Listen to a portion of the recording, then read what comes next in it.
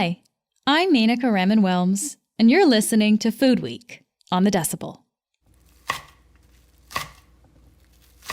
And so we're going to actually dice up our onions. We want these onions we want them to really break down with the flavoring and the cooking of the chicken and the potatoes. But it's also to make sure that as they're cooking down, they're almost becoming a part of the sauce. They're becoming a part of the whole recipe. Suzanne Barr has cooked around the world, from Toronto to Hawaii, Paris, and New York. She was a judge on MasterChef Canada.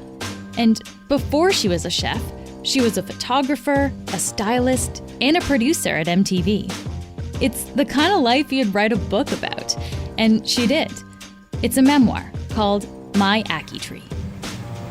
This particular, curry chicken gave me this opportunity to change the trajectory of my life. I didn't expect any of these projects and any of these things that I was able to do all rested on this one dish that opened this door to enable me to be able to follow this path.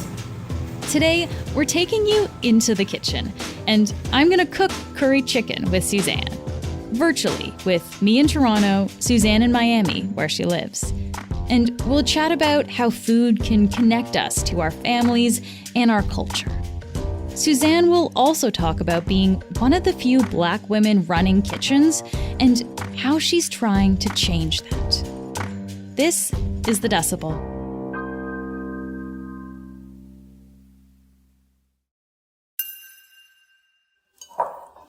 Well, Suzanne, it's great to see you. Thank you so much for doing this. It's great to see you in your kitchen, in your element as well.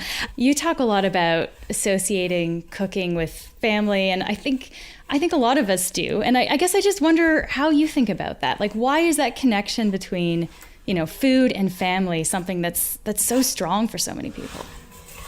Well, I think it's usually when we can think about the earliest memories when you have a particular dish, whether it was curry, whether it was a dessert, whatever it might be. You usually have either had that dish at a family gathering, at your home kitchen, maybe at your grandmother's house, someone's space that meant a lot to you.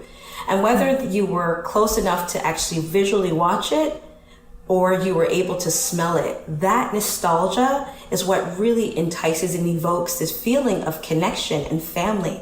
It's a warming thing, It's like when you think about when you're eating something, when you're not feeling well, what's the one thing that you want? You want something comforting, warming. You want something to make you feel safe. And I think that's what connects food to a lot of people, particularly myself, is I feel safe when I know I'm cooking something that means a lot to me that I first had with my family, or I made for my family. Because sometimes you're so far from the earliest memories from your home kitchen or where you first grew up that it might just take you making that dish in your home kitchen or in your space to reconnect you. And I think that's a gift that we can do for ourselves at any time. What is the story behind this meal, Suzanne? Where does cooking this dish really start for you? This was something that, when my life in New York, when I left MTV, I started working in restaurants. And then a friend of mine said, hey, there's a family that's looking for a private chef for the summer in the Hamptons.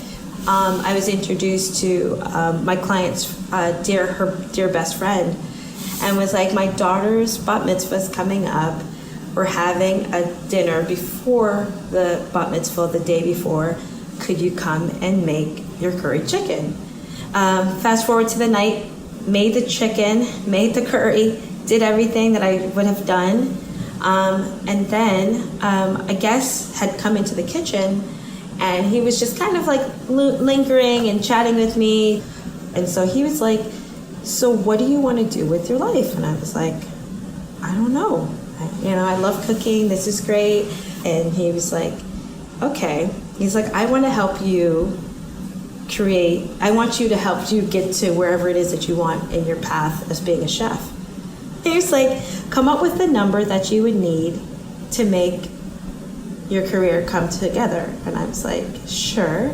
Wow. So I left that night kind of geeked, but also like, what? But also like, okay.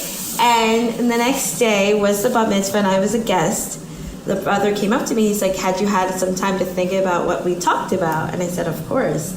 And he was like, so what's that number?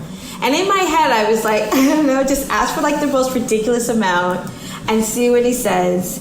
And I did. And then he said, actually, no, we're not going to do that, but I am going to give you $100,000. You know, that curry chicken was what really kind of changed the whole trajectory of my life. I didn't expect any of these projects and any of these things that I was able to do all rested on this one dish that opened this door to enable me to be able to like follow this path. Okay, well, let's get started then. This is my first curry chicken, so I'm very excited to see how this works. What do we need to do first? All right, so we've got all of our ingredients in front of us, and now I'm going to toast off all my seeds to make my fresh house-made or my homemade curry powder. Okay? Amazing. So all of those go into my skillet that's been warming. And what I'm looking for is the aromatics to be, and the oils to be released.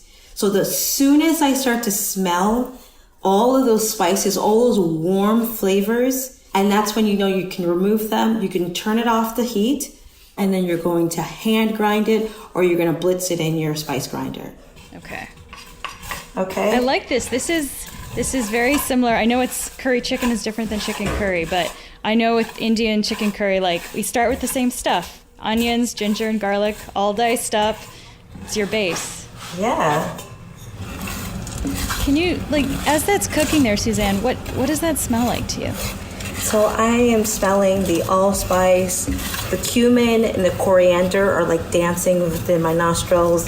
The black pepper are trying to make me sneeze, but I'm really holding back. And it's just working so well to all of it together. This particular recipe is something that I created on my own. I guess I just started playing with the spices that I felt would be the most representative of a really personalized curry. My mom used to always add her onions and garlic now because she wanted those aromatics to start to blend and to mix. And I'm just doing the same way that my mom would have done it, with a little bit of oil. And now I'm going to really get this marinade all over the chicken. And did you learn to cook from her when you were little? I learned to cook from both my parents, my mom and my dad, actually. My dad was kind of more of a risk taker in the kitchen. And so that adventure, I think, really inspired me when I started cooking myself. So, I am complete. Are you ready to brown some chicken? Yes. All right. Yes, let's brown some chicken. Brown Okay. some chicken. This smells incredible, by the way, I just have to say. It's like the pepper and the spice that's in there and the garlic. I can smell it all. It's incredible. Good. I'm going to put it in the pot. So here we go. It's the first piece of chicken. Let's hear that sizzle. Yes. Yeah, that's quite the sizzle. All right, so my chicken is beautiful, nicely browned, nicely caramelized. So we've got 3 cups of chicken stock. And you can pour that right into your pot, okay? Now I'm going to put a top on.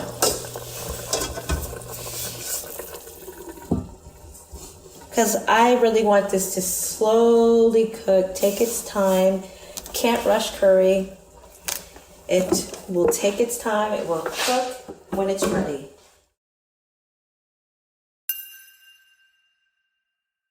Maybe we can just take a minute and go through a couple of questions here, Suzanne, while we're letting the chicken simmer. Yeah. You mentioned, being there with your mom cooking before, and I know from your book that you were caring for your mom while she was battling cancer. I want to ask you how food plays into that time in your life. When my mom was diagnosed, I came home from Atlanta to take care of her, and I quickly realized that I didn't understand a lot about food. And being back home was like this emotional roller coaster of my mom was sick. I didn't know how to take care of her. I didn't know how to cook for her. I didn't know what she needed. I didn't understand the essentials of how certain foods can actually help and support her. When I started culinary school, the reason why I went to the culinary school was because the focus was whole foods and understanding how food is a way of healing. And so that for me was like so far from my thinking at the time. I was just like, all right, I know she likes chicken. Let me make her like a chicken dish. And then I was trying to remember, like, how did she make her curry? Like, I never really watched her. It was just always done. And I later understood that her flavor and her taste for food was kind of leaving her because of chemo and radiation. And I can't imagine what that must have been like for her to look at something and for her to want it to taste like curry, and then for her taste buds to not deliver that. It must have been like a connection, like a disconnect between her visual, her sickness, where she was, and just not having fundamentally a clear understanding of what was happening.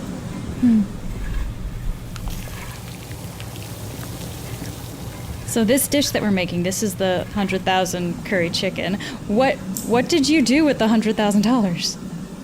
I opened Saturday Dinette. That was your restaurant in Toronto. That was my first restaurant in Toronto. And we've talked about the connection with food and family. Let's also talk about culture, though, and how the connection is there. I wonder how you think about how culture comes out in a dish that you make. Yeah, I mean, I think, I speak about my culture being of Caribbean descent, is that we were colonized by colonizers that were colonizing other countries and other islands and other places. And what happened, like, throughout history, and what continues to happen with colonization, is that they're picking up all of these things for different places. So you find that, when you go to the Caribbean, you're not just going to eat food that is Jamaican. You're going to eat food that has African connections. You're going to eat food that has connections from Dutch, from France, from French Creole, from Asia. So this is something that when tasting someone's particular curry chicken, you're not just tasting, a curry chicken that is like Suzanne, and you're tasting all of the history that goes into making and understanding what curry is, the story behind the people, between the culture, the pathway that took to bring these spices, because the stories go deep. How much time do you have on your curry chicken? Should we give it a test? Give it a stir about? Sure, let's give this a stir. So it's simmering away here. Cool. We've been going for a while now. This is a lot of work. And this is, someone who doesn't cook all the time to this extent. The restaurant industry can be pretty grueling. We've all kind of heard stories about this. Long hours, tough environments, particularly, I want to say, for people of color, for women of color. What's it been like for you in this industry? Well, it's evolving. I grappled with people assuming lots of things about me, assuming because I was a woman that I couldn't lift that heavy bag of potatoes, that I was really more of a pastry chef, that I wasn't really a line cook, that I couldn't be a sous chef. And I bumped heads with, other chefs in kitchens, black chefs in the kitchens, because they were like, oh, sis, let me take that, or you don't have the experience to do that. So I really had to put myself in a firm space that I could always, humble myself in the fact that I was still learning, but also present the fact that I am not a child and that I am a grown woman. This is a new career for me, but I also am very sure of what I know my skills are at and what I'm bringing to the table. I really rooted myself in aligning myself with organizations that shared the passion, the pursuit to see outside of what the industry had been historically. So creating partnerships with nonprofit organizations within Toronto that were really focused on, creating safe spaces, building up the workforce in kitchens with young women that were looking to get into the industry but didn't have the funds to go to culinary school, that were young moms that were, kind of graduated from a small training program and then wanted to kind of get the first-hand experience in kitchen. So all of these parts were all working together towards helping me become more of a social advocate, an activist within this realm of my work that was now all centered around food. So would you say it's important for you, to celebrate Black food and Black cooking and where these ingredients come from? It's important in the menus that you create to kind of showcase that. That's everything of what I'm doing. That's everything that I'm doing. We talk a lot about, food that is styrofoam container appropriate. We got to stop doing that with Black food. Black food is so diverse. It's so, all encompassing, and it's so incredible because of the flavor profiles, the influence, the inspirations, the heritage, the all that it comes into, the play of it, that you cannot just put it within a styrofoam container, close it and seal it and say that that's a takeout. Mm-hmm. We're more than just takeout. We are robust, we are flavorful, we are warm spices, we are color, we are complex, we are depth, we are flavor, all of those things. Amazing. Wow. Okay, I think it is time to turn our attention back to the dish. I think so. Coconut milk, I believe, is the next step. You tell me, Suzanne. What are we doing here? Yeah. So let's check on our chicken. Ooh, that's looking good, smelling good. How's it smelling? Oh, it smells incredible. Again, the cinnamon is really what hits you, and then you've kind of got the ginger, the garlic. I'm gonna add in my coconut milk. Okay, coconut milk. Oh, coconut milk's so good. While we're waiting for that to simmer, Suzanne, why do you think food is so important? Just beyond the sustenance aspect, the fact that we need it to survive, why do you think it's so important? I think food is an amazing way to express yourself, express love, to share. And I think, people could fight over politics, over locations, over so many different things, but I think one thing that will be able to bring people together, I want to believe this, is some of the most simplest things, which is bread.